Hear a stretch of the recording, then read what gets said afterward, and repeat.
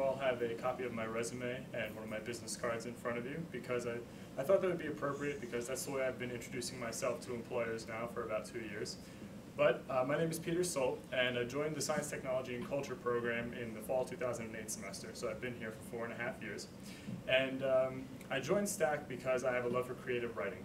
In high school, I wrote 2 books, and I've written a handful of short stories, and so I really wanted to be able to continue doing that once I came to college. I had the opportunity to study abroad my first summer here. I participated in the Oxford Summer Study Abroad program, and I actually studied British poetry with Dr. Head, so that was a great experience. My second year here, though, I decided to add a degree in management, now business administration, in order to pursue a slightly more grounded career in actuarial sciences.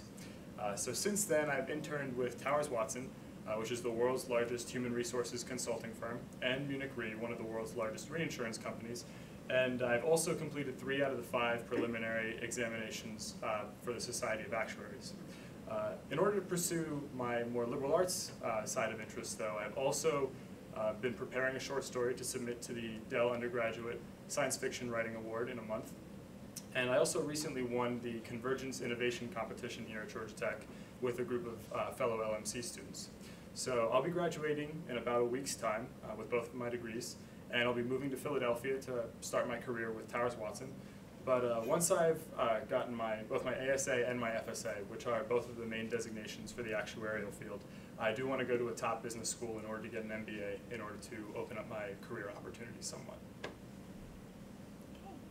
Hi, my name is Allison Dow. I am also graduating in 9 days from this fine institution with my Bachelor's of Science degree in Science, Technology, and Culture. I am presenting a keynote to you today because I am the percentage of STAC students who appreciate clean lines and bullet points. I am not a poster maker or a media person, so here you are. I wanted to tell you a little bit about myself. Primarily, I am a soon-to-be military wife. I am getting married in about a month. But I'm also a Georgia transplant, and that is one of the reasons I decided to come to Georgia Tech was because of its location. But even bigger than that was Georgia Tech's biochemistry program. I came in wanting to be a pediatrician, which is something I wanted to do since I was really young, and quickly realized through Georgia Tech labs that that was not for me. So with the MD out, the MS was in, and I explored the idea of furthering my education through a master's program. But at that point, I had no idea. I also had no idea about what to change my major to. JC helped me a lot with that, actually. I was immediately drawn to the STAC degree because of the biomedicine track that it offers. I could mix the background. I had had 2 years of biology, chemistry, and psychology classes with the love I had for writing and reading and communications, and really solidify that type of path. So the biggest thing I've learned as a STAC student on the biomedicine track is how to effectively communicate the issues surrounding biomedical, or the way culture perceives biomedical issues. So I still, not until this semester, knew what I was going to do for grad school, but this course helped me a lot to narrow that down, and I found a extremely interesting path with communication sciences and disorders, which is what I'm really excited about at the moment. I am currently enrolled in the University of Vermont's continuing education program. It's a pre-master's program for communication sciences and disorders, and that's what I will be doing the next semester. I am a media student through and through. I love visual rhetoric, design, text, all of those things. And so this is what you see up front.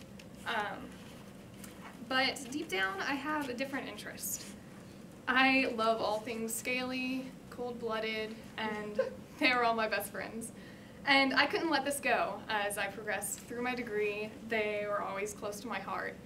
And so as I started approaching my graduation, I wanted to find a way to incorporate them into my career. And so I started looking at jobs in the conservation field. And these are places like the Sierra Club, WWF, the Department of Natural Resources. And I wanted to find a fusion between those 2 areas that I loved to work in. So to do this, I needed some qualifications, apart from just passion. And so I'm applying to graduate programs in natural resource management and conservation ecology. And true to my spirit, this is really a left turn for me. And so that's me, I'm doing my splits in a different direction.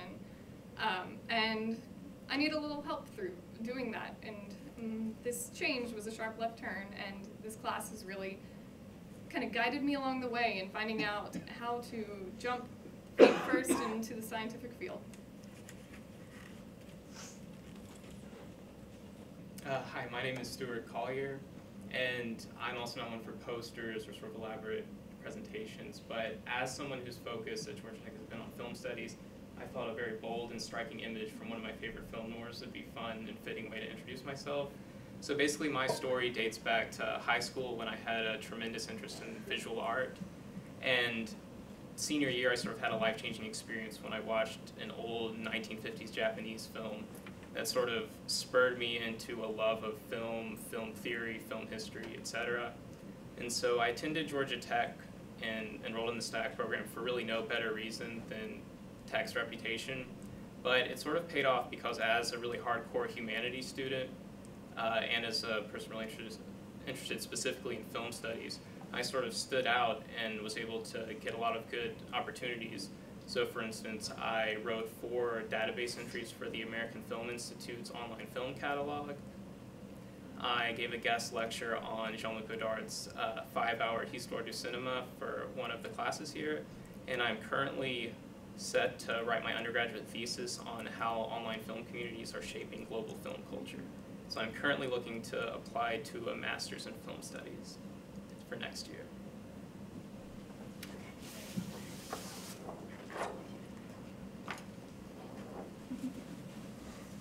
Okay, so I am a poster person. I am also really social, so I picked Facebook as my poster template.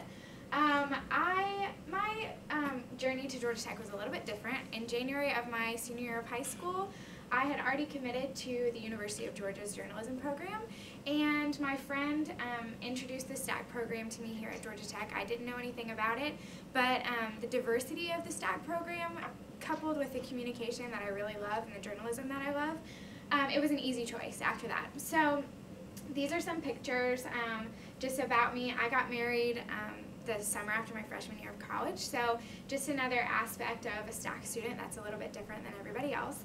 I love STAC because it forces you to think outside of the box. I am not somebody that likes being in a box. I feel claustrophobic. So I love STAC because you can mold it to whatever you want to do. I've had internships with Creative Loafing. I've had internships with Kicks 101.5, which is a radio station. I've had some articles published in Points North magazine, and I'm looking to go into a job at the Cancer Treatment Centers of America. So it's very broad and very different, and that's why I really love STAC. I am also getting a marketing certification when I graduate next week, so it kind of just introduced the personal relationships that I really crave. And so if I go to grad school, which I've been looking into graduate schools through this class, and I'm getting more and more interested, I have looked at Georgia Tech's MBA program, Emory's MBA program, and then the University of Georgia's Master's in Journalism program. So with that being said, you can see that we are all very different, but we are all STAC students. So when it came time to making this presentation, we really wanted to lay out some of the resources that we all would need to get into graduate schools. So with that, we'll start. This is a word wall. This was a word wall that we did at about the middle of the semester around midterms, and we asked people what stressed them out. And so obviously the #1 thing was senior design, but tests and groups projects and other things that were social, like girlfriends and boyfriends deployments and things like that, it wasn't just STAC students, it was all students. So it was interesting to see that everybody was having the same stresses during midterm time. No matter what your degree was, everybody was stressed out. And then the next word wall was what they did to de-stress, and the #1 thing was beer. But other people watched movies and exercise, they went shopping. So again, it's just continuing with the theme of, as students, we all need the same things in the end. The purpose of this class was to analyze the process of applying for graduate school and for us to suggest ways to maybe streamline this process, especially for STAC students. A lot of us are graduating in this class and we were all stressed out, more so at different times of the semester, but it's really stressful if you don't know what the next step is. And I think that's especially true for STAC students because we can all go in so many different directions that we have a hard time narrowing down what we need and what we need to do to get into graduate school or to get into an employment. So that was really the purpose, was to look at what those things were that we actually needed to do. We're going to talk about the importance of a clear website, having resources, specific resources. We're going to look at navigating websites and the importance of organized data. So this is an analyzation of the STAC website as it stands right now.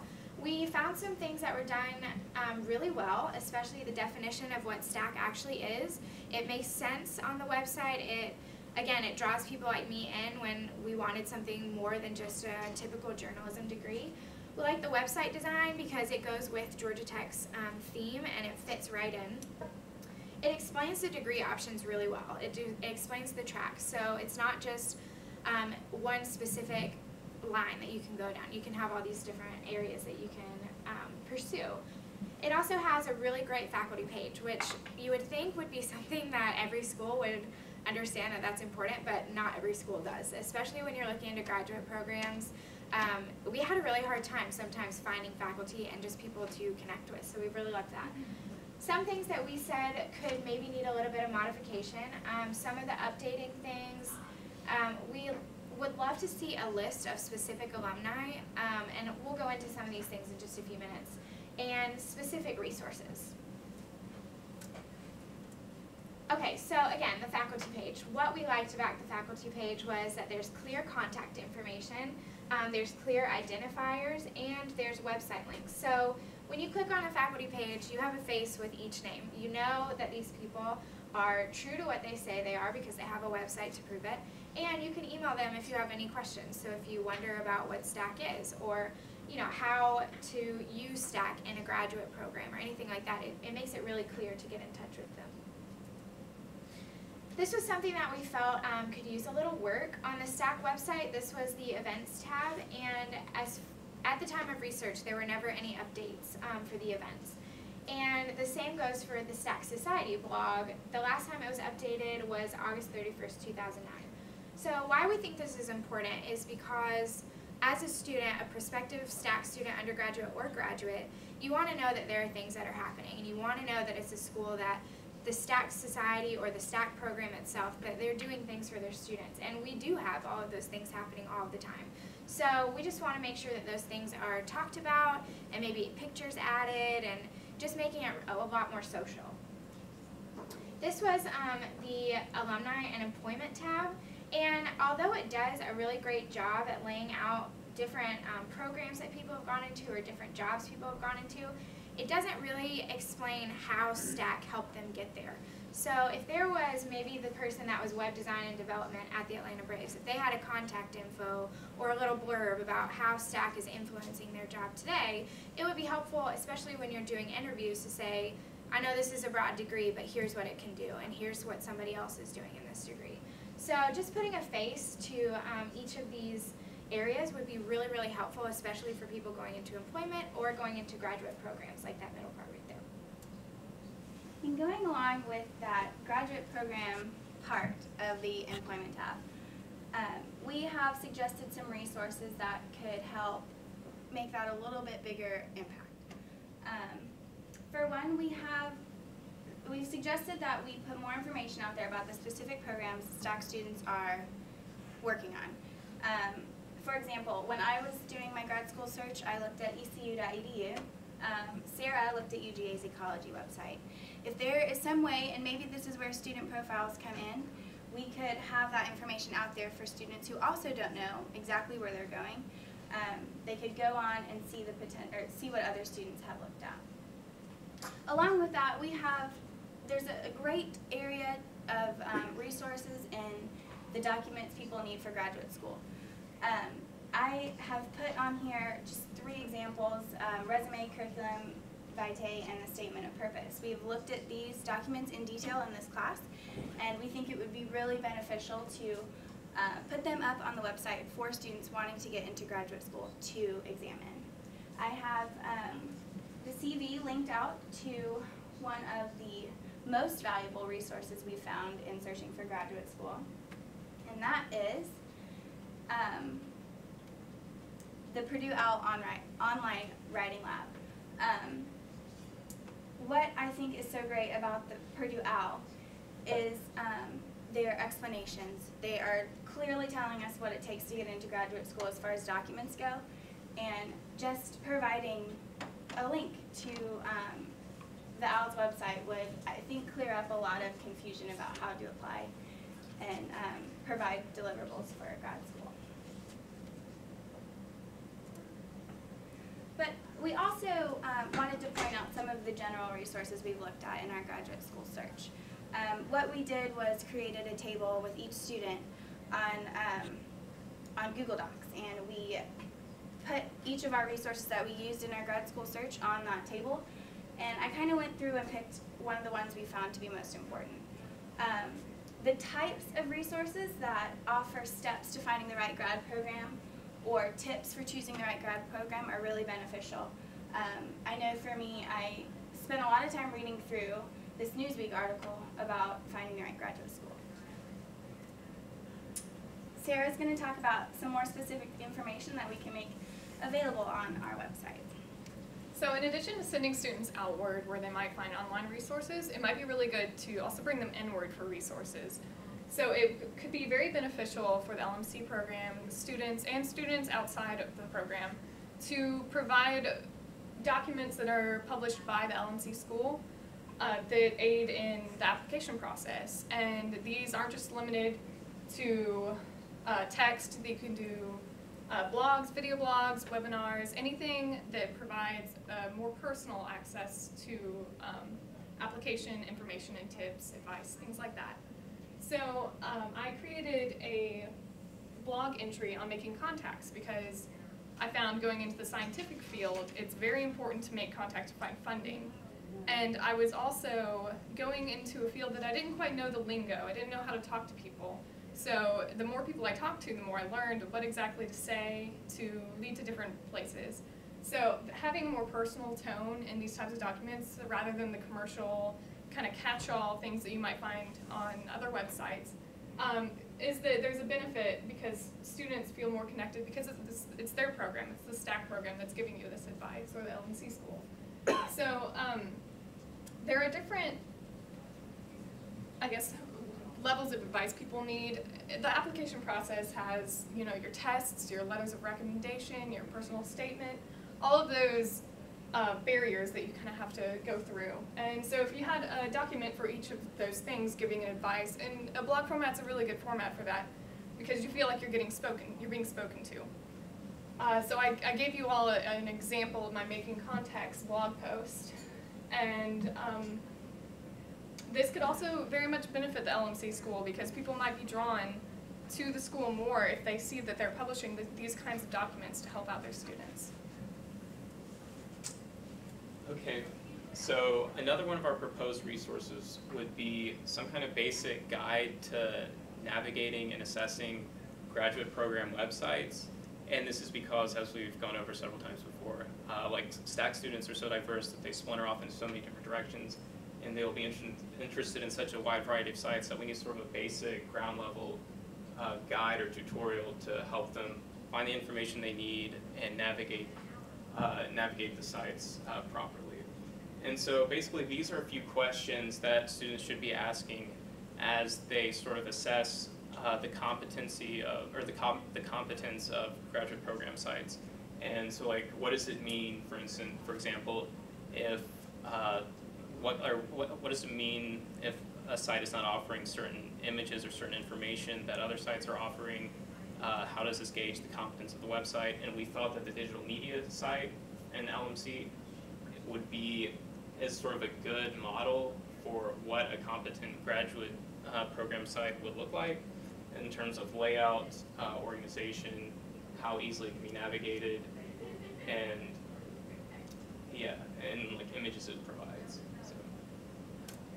And then also another thing is sort of a list of what students should expect to find on these websites, and if a site is missing certain information, what that means for its competence. And so, you know, there's sort of obvious things like the descriptive intro to the program, the prerequisites for application, deadlines, etc.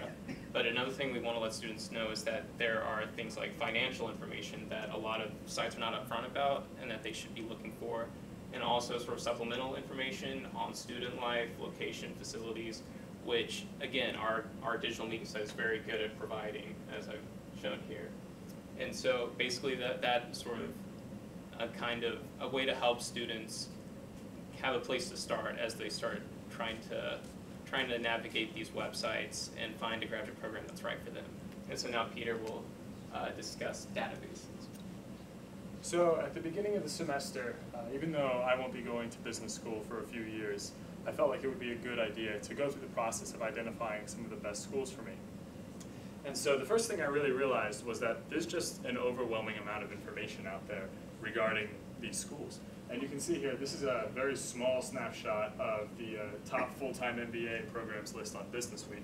And you can see right here, we've already got current rankings, previous rankings, location, cost, and the size of the class. And there's even more than that when you dig down into each individual school, like test scores, things like that, whether the university is public or private. And so we really think that it would be very beneficial for, while we do keep track of some of this information, for LMC to really go above and beyond in keeping a database of what its graduates go on to do, be it a company that they choose to work for, or a graduate program that they go into, why they were attracted to that, and even if it's a program they didn't choose, we should ask them what they consider, just because these are all possibilities for future STAC students.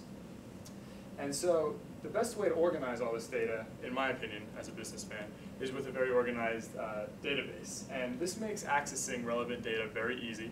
And it also, if STAC were to, or if LMC were to do this, it sets a bar for students. Students in LMC aren't typically exposed to programs like Excel. So if LMC were able to develop at least a template for students to use, it could really make it a lot easier for them to parse the data that they collect as they look at different schools.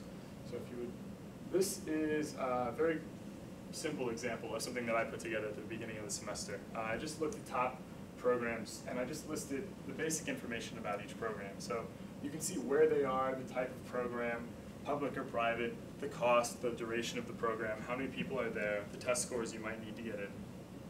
And this kind of format makes it very easy because if you're only interested in, say, private schools, then with a couple clicks you can automatically eliminate all public schools from this list and just compare the schools that you're interested in. So this kind of database can be very helpful and very efficient for students in terms of determining exactly what they want out of a graduate program. And so, in conclusion, I think we've talked a lot about the things that we feel need to be added to the college, but there's only one thing that's worse than no information, and that's outdated information. So we really feel that LMC should stay on top of keeping up with the data that it posts for its students, be it yearly or semesterly. And we also think, much as this class was an opportunity for us to discuss with each other and with Professor Head and now with all of you, the things that we feel LMC can do better for its students, we feel that the college should make strides to continually communicate with its students in order to improve for the future. And so if you have any questions for us, we'd be happy to discuss what we've done for the last semester now.